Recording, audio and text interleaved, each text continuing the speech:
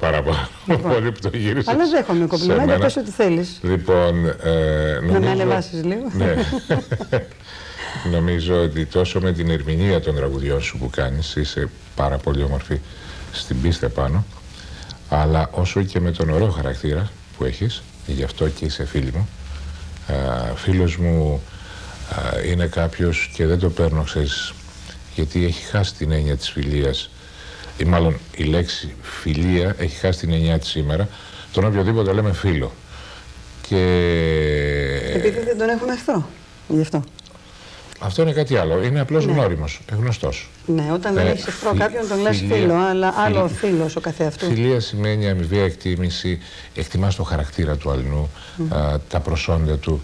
Λοιπόν, εγώ έχω ξεκαθαρίσει αυτή την έννοια, λέω ότι είναι γνωστός μου ο τάδε, αλλά όταν πω τη λέξη ότι είναι φίλος μου, δίνω αίμα καρδιάς για το φίλο μου.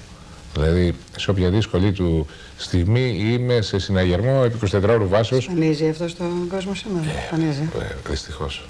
Δυστυχώς. Ναι, είναι το είδος που έχει εκλείψει, νομίζω. Σήμερα εξαρτώμεθα από κάποιον, είτε επειδή είναι προϊστάμενός μας, είτε επειδή μας δίνει δουλειές, είτε επειδή είναι πελάτης μας. Και ενώ δεν έχουμε κοινά σημεία στο χαρακτήρα πάνω, δεν έχουμε καμία πνευματική επικοινωνία, εν τούτης βλέπεις τον αποκαλούμε φίλο, βγαίνουμε, έχουμε κοινωνική ζωή μαζί του, και ο λόγος είναι επειδή τον έχεις ανάγκη, επειδή είναι πελάτης σου, π.χ. έτσι. Είσαι υποχρεωμένος στη δουλειά πάνω να κάνεις ορισμένους συμβασμούς. Αλλά με αυτό δεν έπεται ότι είναι φίλος σου. Εμένα μου αρέσει και τα βράδια βγαίνω έξω μόνο με τους φίλους μου. Με ανθρώπους τους οποίους αγαπώ. Και εκεί δεν κάνω συμβασμό. Δηλαδή στην κοινωνική μου ζωή, στην ιδιωτική μου ζωή δεν κάνω κανένα συμβασμό. Στη δουλειά μου μπορεί να κάνω κάποιον συμβασμό, είμαι ασυμβίβαστος. Λοιπόν, αν έκανα συμβασμούς, σήμερα θα ήμουν δισεκατομμυρίουχος. Αλλά βλέπεις ότι ο Καστανάς ακόμη δουλεύει, εδώ βάζει αρκετές ώρες, διότι είναι ασυμβίβαστος. Κοίτα, είσαι δισεκατομμυρίουχος και δεν το ξέρεις, γιατί νομίζω ότι η αγάπη του κόσμου αυτό, στη δουλειά σου επάνω, αυτό έχει μεγαλύτερη σημασία, είναι μεγαλύτερη επένδυση. Αυτό ναι, και μάλιστα είναι μια επένδυση η οποία δεν υπόκειται στην φθορά του χρήματος, στην φθορά εννοώ το που λέμε ότι χάνει αξία κάθε χρόνο το χρήμα.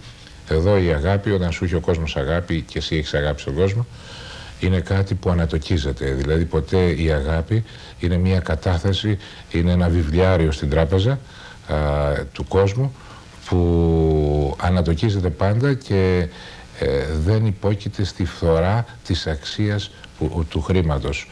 Η αγάπη πάντα ανατοκίζεται και πάντα κεφαλοποιούνται και αυτό σου προσφέρει περισσότερο από όσο μπορεί να σου προσφέρει το χρήμα. Βεβαίως. Η αγάπη σου δίνει δύναμη. Και σε κρατάει. Σου δίνει δύναμη. Πολλοί φίλοι μου που μου λένε θέλουμε να παραμείνεις όπως είσαι. Λέω μετά από τόσα 20 χρόνια. 20 χρόνια είμαι στο τραγούδι. Μετά από 20 χρόνια χαλάσω, θα είμαι άξια της τύχης μου πλέον. Δεν επιτρέπεται δηλαδή. Δεν χαλάει ο άνθρωπος μετά από τόσα χρόνια, διότι και μετά από τόσα χρόνια δείχνει.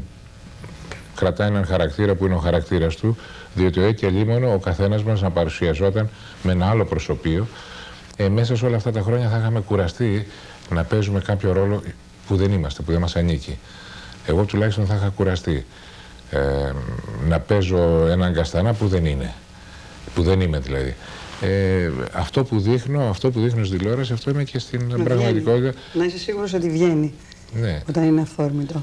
Γι' αυτό και σε αγαπάει ο κόσμος, γιατί ο κόσμος το βλέπει αυτό. Κάποτε παλιά, πολύ παλιά, μιλάω τώρα πριν 15-20 χρόνια, 18 χρόνια, πολλοί κόσμος που δεν είχε γνωρίσει από κοντά, διότι λίγο πολύ τώρα όλη η ομογένεια έχω έρθει και έχουμε χαιρετηθεί, έχουμε αγκαλιαστεί, έχουμε φιληθεί, έχουμε κλάψει μαζί, έχουμε γελάσει μαζί.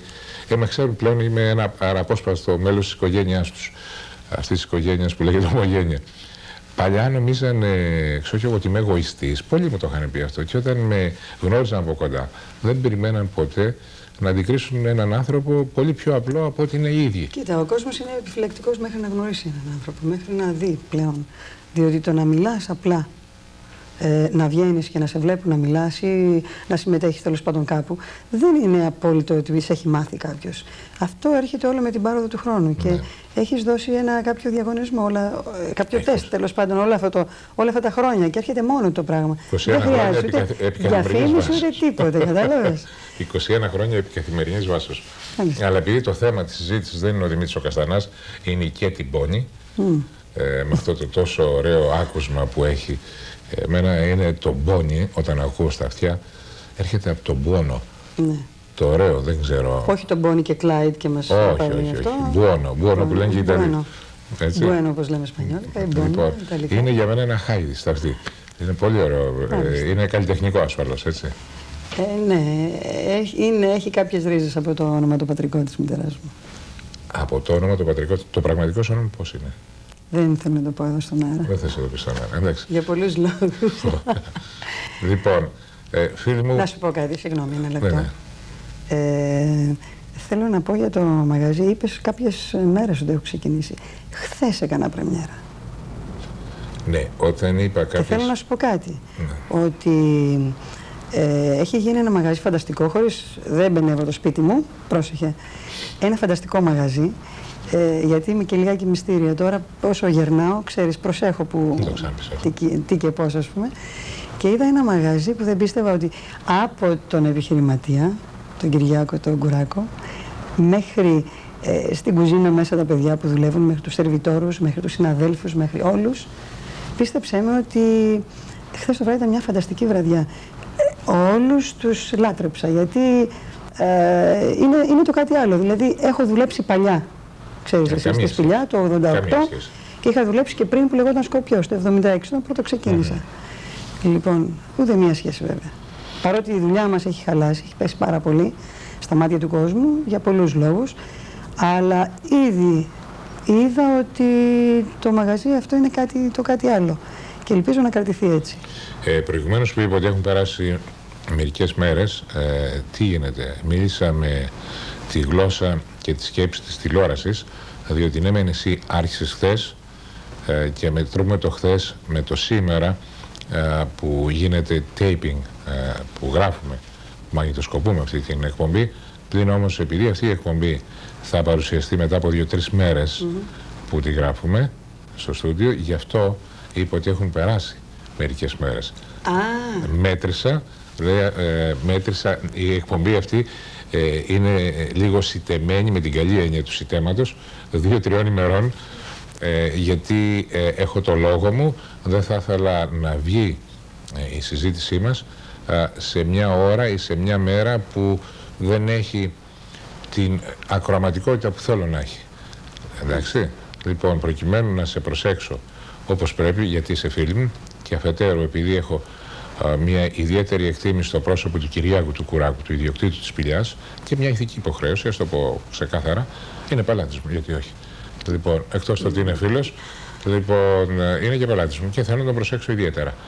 Γι' αυτό είπα προηγουμένως ότι έχεις μερικές μέρες που έχεις αρχίσει. Εντάξει. Λοιπόν, θα ήθελα να κλείσουμε αυτή τη συζήτηση με ένα ακόμη τραγούδι, αλλά... Θέλω να πω κάτι πριν. Ναι. Θέλω να πω και 2 λόγια για τον φίλο μου και συνάδελφό μου που έχουμε δουλέψει και παλιά μαζί, τον Μιχάλη τον Παφίτη. Έχουμε δουλέψει μαζί στην Αθήνα με Μίμη Πλέσα μαζί. Άγγελο Διονυσίου κλπ. Αυτός ο άνθρωπος δεν ξέρω αν είναι πριν από μένα, πόσα χρόνια πριν από μένα μπορεί να τραγουδάει, αλλά μιλάμε ότι όσο πάει γίνεται και καλύτερος, δεν ξέρω πόσο καλύτερος μπορεί να γίνει, είναι καταπληκτικός λαϊκός τραγουδιστής. Έχω τόσα χρόνια να δουλέψω μαζί του και πάθα πλάκα. Μιχάλης είναι σπουδαίος καλλιτέχνης και με τον Μιχάλη μας συνδέει μια φιλία από το 1976 νομίζω, που πρωτόρθε και τραγουδούσε τότε, νέο παιδί, λεπτός κλπ. Τραγουδούσε στο Διόνυσο, στον περίφημο Διόνυσο, στους 48 δρόμους, στο Μανχάταν. Λοιπόν, από τότε παρέμεινε εδώ μεταξύ Αμερικής και Καναδά. Αλλά είναι ένας ειλικρινά σπουδαίος καλλιτέχνης και είναι σαν το παλιό κρασί που όσο περνάει ο χρόνος τόσο γίνεται ωραιότερο. Λοιπόν, ήθελες να το αφιερώσεις τι? Το τραγούδι το επόμενο. Το τραγούδι το επόμενο, Βέβαια. που τελικά τι θα γίνει με σένα? Είπες τι θα γίνει με μένα. Το τραγούδι λέει τι θα γίνει με αυτό το παιδί, μπορεί να γίνει πόλεμος, λέει και λοιπά, έτσι δεν λέει μέσα. Βέβαια. Μπορεί και άμα θα παντρευτεί να βρούμε ησυχία, κάτι τέτοιο λέει. Λοιπόν, να αφιερώσω λοιπόν το Μεγάλος Πόλεμος τώρα, το οποίο ο Μεγάλος Πόλεμος είναι στίχη και μουσική δική μου. Μάλιστα. Είναι ερωτικός πόλεμος. Δεν είναι πόλεμος, εύχομαι να είναι ειρήνη παντού. Αλλά είναι ερωτικός πόλεμος. Ναι, και... σημασία έχει ένα κοινό σημείο με τον άλλον τον πόλεμο που είναι η φωτιά. Διότι και στον έρωτα υπάρχει φωτιά και στον πόλεμο, τον πραγματικό πόλεμο και όχι το συμβολικό, υπάρχει και εκεί φωτιά. Λοιπόν, η φωτιά είναι αυτή που μας κάνει να πιστεύουμε ότι ζούμε, ότι είμαστε στη ζωή, διότι σκεφτήκατε έναν άνθρωπο χωρίς φλόγα μέσα του, χωρίς φωτιά, τα πάντα είναι στάχτη. Λοιπόν, ας απολαύσουμε Μεγάλος Πόλεμος. το Μεγάλο Πόλεμο και ένα γεια σας από μένα και από την Γέτη Μπόνη, την οποία μπορείτε να απολαύσετε κάθε βράδυ στην Ελληνική Σπηλιά. Πολλά φιλιά θέλω να δώσω και πολύ την αγάπη μου για όλους που έρχονται στη Σπηλιά.